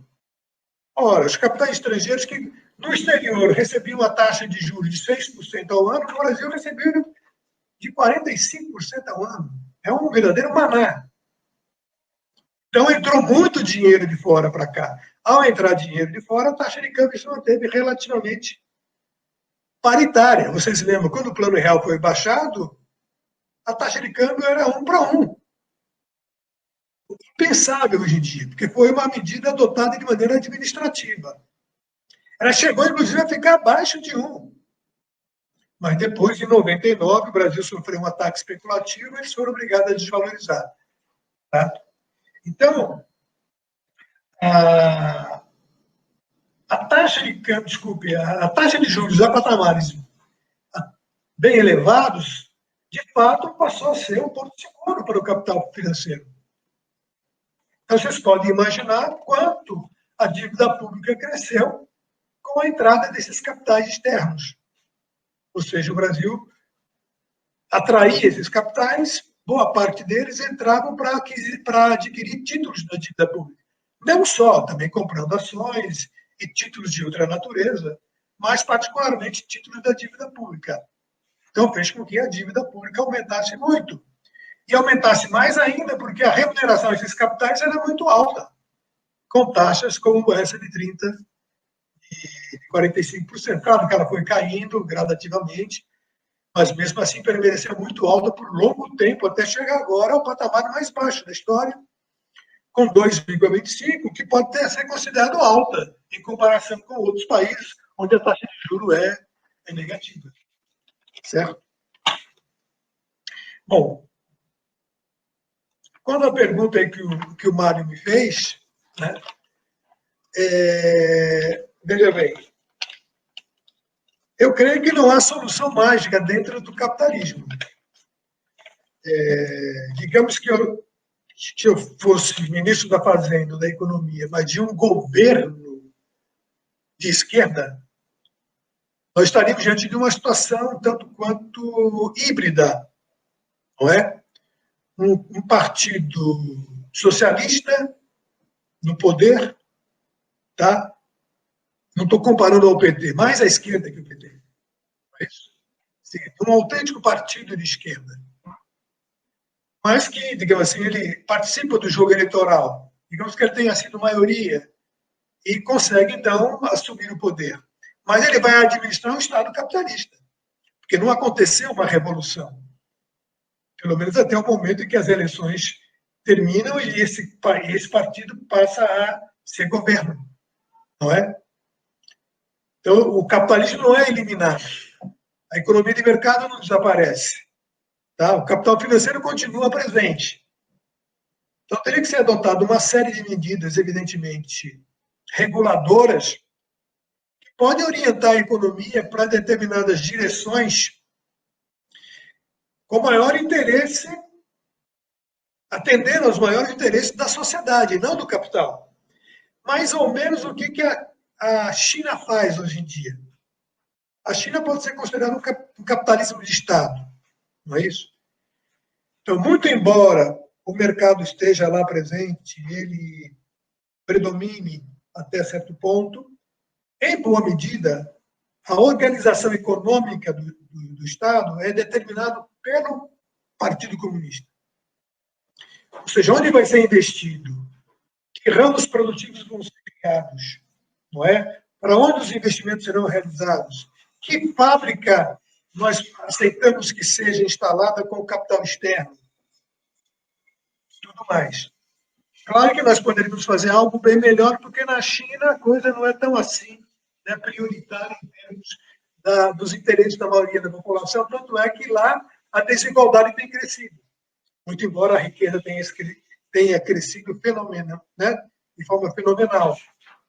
Mas aqui, numa situação como essa que o Mário formula, mais ou menos hipotética, não é isso?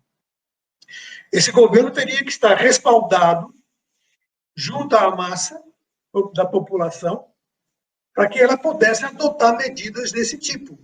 Medidas que restringissem as ações do capital financeiro, reduzisse o pagamento da dívida e reordenasse os recursos obtidos com as receitas estatais para fins prioritários, como educação, saúde, infraestrutura e coisas de outro tipo.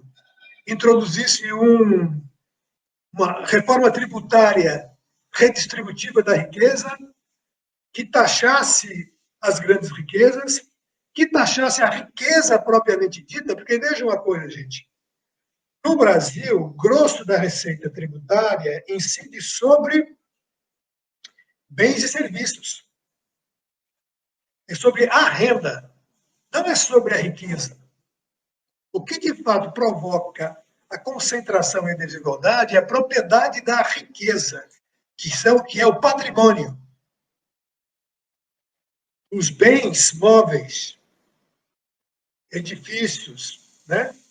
Prédios, casas, apartamentos, a terra e os ativos financeiros, a riqueza financeira. Esse é o grande patrimônio, que é concentrado. Ora, até um país como a Suécia, que é tido como exemplo de distribuição da renda bem equitativa, a distribuição da renda na Suécia é bem equitativa, né? Muito próximo, digamos assim, da igualdade perfeita. Mas a riqueza lá é muito concentrada, também na Suécia. Então, no Brasil, a tributação à riqueza, à propriedade, é baixíssima. Ela corresponde a cerca de 5% da receita do Estado brasileiro. Tá? Enquanto a tributação que o Brasil faz junto a bens e serviços é de cerca de 23%. Então, um governo com esse perfil, ele poderia adotar medidas dessa natureza. Ou seja, mas para isso, evidentemente, nós teríamos que estar numa situação de correlação de forças bem favorável. Ou seja, aquela força política que levou o partido ou uma coligação ao poder também terá que sustentar esse poder para que esse programa de governo seja adotado. Sobretudo quando nós sabemos que, no Brasil em particular, o presidente não tem maioria no parlamento e ele precisa fazer uma série de conciliações espúrias, né, para poder implementar o seu programa de governo, que não é lá muito ousado, como nós sabemos. Tá? E, em termos da democracia burguesa, nós ouvimos isso todos os dias, ainda mais agora, quando sai aí um monte de gente em torno da defesa da democracia. Democracia significaria respeitar a relação entre os poderes. Portanto, se há um parlamento com maioria conservadora, isso significaria que nós estaríamos respeitando o jogo democrático. Ora, eu creio que isso é bastante questionável, porque um presidente foi eleito com um programa pelo menos reformista e o parlamento é conservador e não votaria as medidas legislativas necessárias à implementação dessas medidas. Ou seja, teria que haver uma dualidade de poder, de tal forma que esse Congresso ou fosse pressionado, ou, digamos, renunciasse, e o projeto governamental pudesse ser implementado. Veja que hoje em dia, ironicamente, o bolsonarismo tenta impor ao Congresso Nacional todo o programa que ele adotou, que ele apresentou durante as eleições. Mas o Congresso não está reagindo muito bem aos interesses dele. Estou dizendo que não estão reagindo, claro que está. Eles aprovaram a reforma previdenciária, por exemplo. Mas, no que diz respeito, por exemplo, às questões dos costumes, dos direitos sociais, há uma certa reação. Dificilmente eles aprovariam coisas que incidissem sobre discriminação racial, discriminação sobre preferência sexual, né? E coisas dessa natureza. Bom, eu responderia assim, né? Sinteticamente, pelo menos provisoriamente, até fazer uma reflexão um pouco mais detida. É isso aí. Bom, gente, nós já estamos aí, que bom, quando o papo é bom, passa rápido, né? Já estamos a 1h38 aí batendo papo. Beth e Mário, eu queria só fazer uma ressalva aqui e pedir desculpa, inclusive, que a gente anunciou que o nosso companheiro João Zonatic estaria junto com a gente aqui, mas eu acho que, infelizmente, até por questões técnicas, ele não conseguiu, mas participou aí e fez seus questionamentos, e foi muito bom. Beth e Mário, suas considerações finais, aí eu deixo para o Paulo fechar a nossa live aqui. Beth e depois o Mário. Então, olha, ficaram um monte de questões, não é? Um monte de dúvidas, de vontade de continuar a conversa, sobretudo para, sei lá, eu acho que eu sou ainda tenho um conhecimento muito incipiente, não é? Muito precário nessa área, não é? Perto de tudo que a gente precisaria saber. Fica uma imagem estranha também na minha cabeça do tipo, essa dívida ninguém nunca vai pagar. A sensação que dá é assim, impossível pagar um treco dessa magnitude, entendeu? Então, podemos desencanar agora e começar a pensar quais serão as consequências disso tudo, porque é impossível, ninguém vai pagar isso, sobretudo com esse esquema todo, né, desses títulos da dívida, coisas que são difíceis de entender, parece mecânica quântica um pouco isso tudo que está acontecendo. Mas, de toda forma, sim, claro, deixa... gostei muito, isso é óbvio, né? Mas eu gostaria que realmente ficasse para uma próxima vez a gente dar continuidade, porque você falou tantas coisas difíceis, tantas coisas que cabem em questões, então, sei lá, vamos ver se a próxima vez a gente retoma essa discussão, aprofunda alguns pontos, porque são muitas variáveis, né? Essa é a sensação que me dá. Não são poucas variáveis, né? E, geralmente, quando você tem muitas variáveis, o equacionamento é muito complicado. Então, talvez, se a gente pegar alguns aspectos mais específicos e aprofundá-los, acho que vai ajudar bastante a gente, Paulo. Então, é isso, agradeço de coração essa sua aula, né? Obrigado, gente. Deixa eu acrescentar mais uma coisinha a propósito da fala da Beth. Na verdade, dívida não é para ser paga. Sobretudo dívida pública. Nossas dívidas pessoais, a gente corre um sério risco de... Pois essa que é a sacanagem. Reprimendas, repressões, pauladas, né? Mas a dívida pública não é para ser paga. A dívida pública está presente na história dos países há centenas de anos.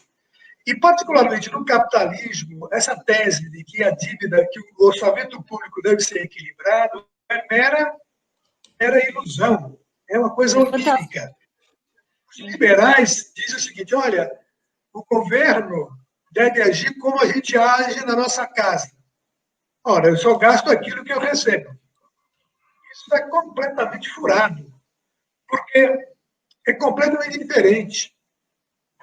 O governo tem um orçamento e receitas que ele pode obter de maneira completamente diferente. E ele tem condições de manter uma conta deficitária.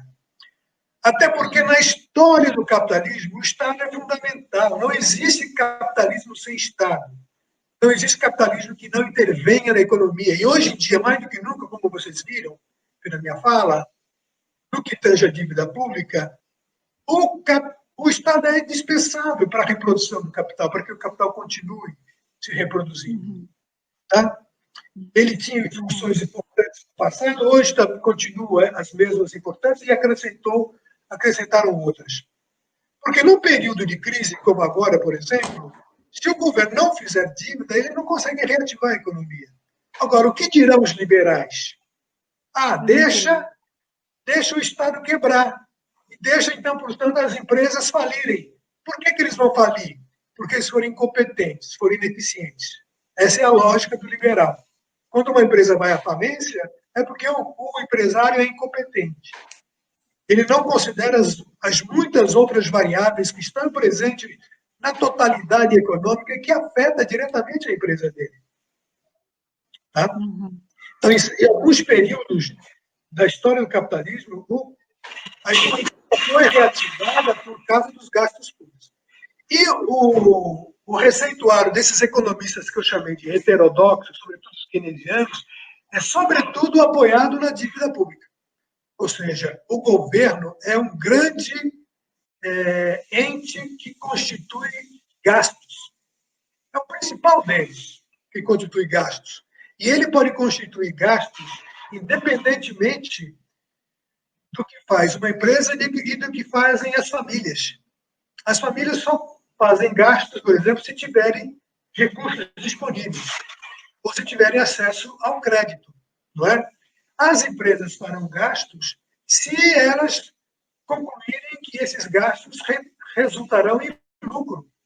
Mas o governo não precisa fazer esse cálculo econômico. O governo não precisa dar lucro. Então, ele pode gerar despesas, investimentos, por exemplo, abrindo estradas, construindo prédios, contratando pessoas para trabalhar, e com isso injeta dinheiro na economia, e isso provoca um crescimento da demanda que pode provocar uma reativação econômica. Por isso que o orçamento público é bastante importante. Certo? Bom, era isso. Eu não entendi.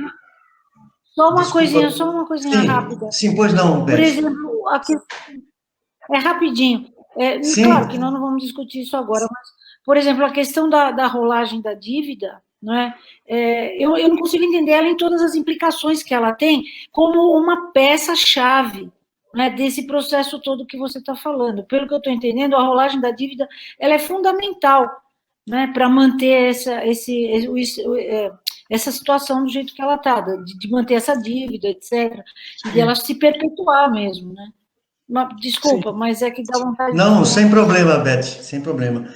Ó, gente, os comentários aqui todos foram numa linha de que a gente Mário, depois você fala e aí ele já fecha. Eu queria só situar um pouco aqui.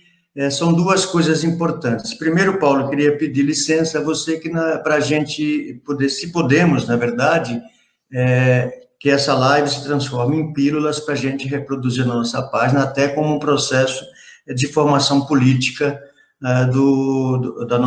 através da nossa página do coletivo. Essa é a primeira coisa, tá? Segundo, acho que todos os comentários aqui estão dizendo o seguinte: olha, vamos lá, vamos fazer um outro e tal. E aí vê a sua disponibilidade para a gente fazer um outro, evidentemente, com o tema econômico, tá certo?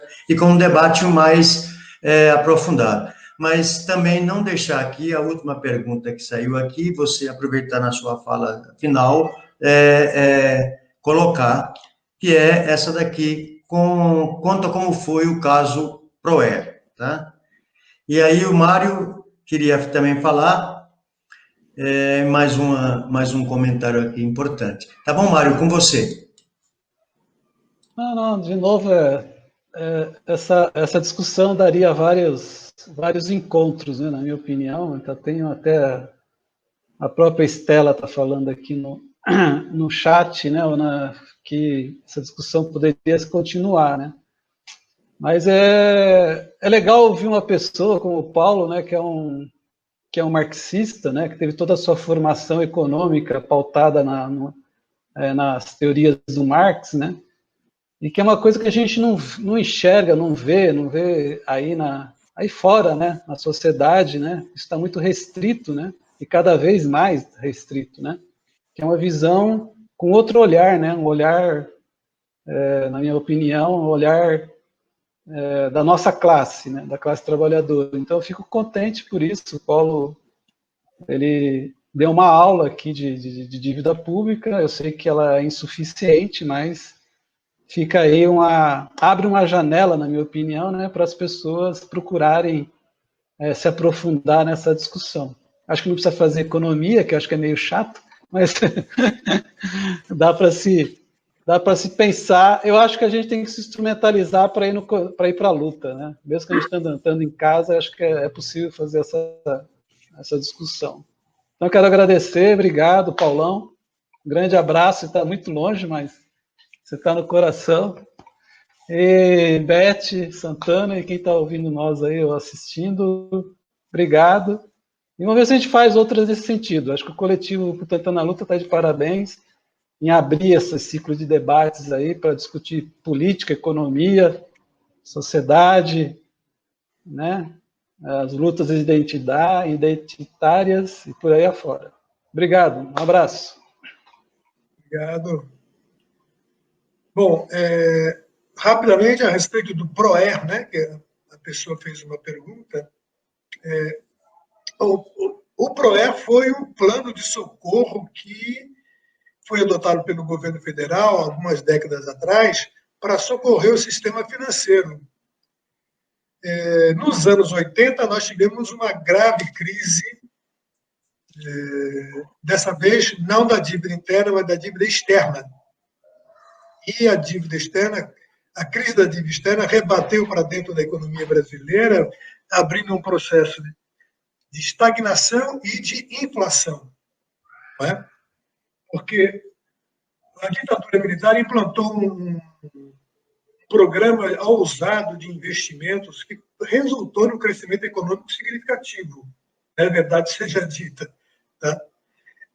Porque naquela altura havia montante de recursos financeiros do sistema financeiro internacional muito elevado e a taxa de juros muito baixa. Então, o que o governo militar fez? Ele resolveu financiar o desenvolvimento interno, ou crescimento interno, porque crescimento é diferente de desenvolvimento, não é? Resolveu financiar o crescimento interno com base em poupança externa, como nós dizemos, tomando capital emprestado no exterior. Naquela altura, nós tínhamos o dinheiro dos petrodólares circulando no mercado internacional depois do choque do petróleo, né? Os países produtores elevaram muito as suas receitas com a venda de petróleo, não tinham de aplicar e passou a circular no mercado internacional a taxa de juros bem baixa. Então, o governo brasileiro tomou esse dinheiro emprestado em grande quantidade, a taxa de juros bem benéficas. Mas só que eram taxas de juros flutuantes. Depois que surgiu a crise e a estagnação do capitalismo internacional, os americanos deram um choque violento dos juros, os juros subiram, aí o Brasil teve que pagar os juros à taxa do dia. Né? E aí veio uma crise terrível, que deixou a economia brasileira de joelhos e estagnada. Tanto é que nós classificamos os anos 80 como a década perdida, como vocês já ouviram falar. E o sistema financeiro entrou, né, de roldão nisso, parte da dívida externa foi estatizada, ou seja, boa parte da dívida externa das empresas privadas, tanto do setor produtivo quanto do setor financeiro, foram transformadas em dívida pública estatal. Né? Então, o PROER foram medidas, um programa voltado para socorrer os bancos e o sistema financeiro naquele período bastante delicado que vivia a economia brasileira. Bom, para concluir, eu diria o seguinte: eu gostei muito de participar dessa conferência com vocês, não é? Novamente, gostaria de elogiá-los pela luta que vocês desenvolvem em São Paulo, em várias frentes. Eu acompanho, sobretudo por conta do Mário, evidentemente, né? Que é meu dileto irmão, é o caçulinha da família, tá certo? Então, ele merece bastante prestígio de nossa parte, atenção a isso. Agora, por outro lado, como vocês disseram, há muita coisa a abordar a respeito desse tema. Eu reuni uma série de dados, né? Eu sequer toquei nesses dados. Né? Também fiz um roteiro aqui, mas eu vi que não teria sentido adotá-lo, porque exigiria um maior esmiuçamento dos conceitos. E, portanto, é algo que eu só poderia desenvolver ao longo de vários encontros. Então, finalizo aqui agradecendo, espero vê-los numa próxima oportunidade, ou como palestrante, ou ouvindo também as outras atividades que vocês organizarão, certo? Um abraço a todos e boa noite. Paulo, nós do coletivo, em nome do coletivo Butantan na Luta, quero agradecer demais a sua presença aqui, essa aula extraordinária que foi dada aqui, e que ela vai ser replicada através da nossa página, evidentemente, que algum efeito efetivo em termos de formação política vai sofrer. Agora, queria aproveitar a oportunidade e pedir aí, pessoal aqui do Butantan, da nossa região aqui, para participar ativamente desta votação que está acontecendo, do Orçamento do Cidadão. É uma oportunidade dos cidadãos e das cidadãs do Butantan de estar participando disso. Então, entrar aí no site da Prefeitura, né? O participe.prefeiturasp.gov.br, tá certo?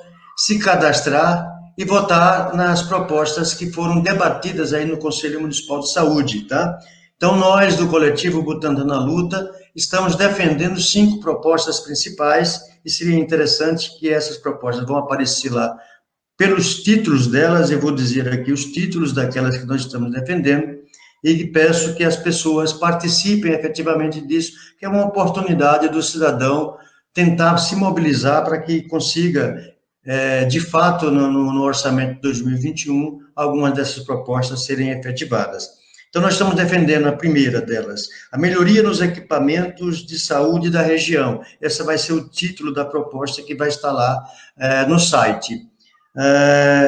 A segunda, execução pela subprefeitura de todo o orçamento na área de saúde. A terceira é a criação e implementação do ponto de economia solidária. A quarta, implementação de melhorias do Parque da Chácara do Jockey. E, por fim, a quinta é aumentar o número de creche e escolas do ensino fundamental 1. Agradecer também muito aqui a Beth, nossa companheira de CBL, o companheiro Mário Balanco e, principalmente, todos aqueles que estavam juntos. Oi? Sim? Pode falar, Mário? Propaganda da RAP, só para encerrar. Tá legal. Aí eu vou fazer o seguinte, a RAP eu vou deixar com você, agradecer demais aqui o pessoal que participou aqui ativamente nos comentários, assistindo a live, tivemos uma boa participação. E Mário, como você pediu, faz aí a propaganda da RAP. Paulão, Beth e Mário, muito obrigado aí a todos e aqueles que estiveram conosco até agora. Mário? Obrigada a todos também, agradeço. Não, eu quero fazer um convite também às pessoas que estão assistindo, que o coletivo Butantan na Luta, somado à DUSP, a Associação dos Docentes da USP, ao Diretório Central dos Estudantes da USP, o Sindicato dos Trabalhadores da USP, lançou uma campanha de solidariedade chamada Rede de Apoio Popular de Solidariedade do Butantan, que é uma rede de apoio que está arrecadando dinheiro para compra e distribuição de cestas básicas, nesse momento difícil, já que o governo não faz nada, né? Para as comunidades carentes da região do Butantan. Nós já estamos nesse processo há mais de 3 meses, né? E estamos aí alcançando a marca de quase 10 toneladas de alimentos e material de limpeza e de higiene pessoal.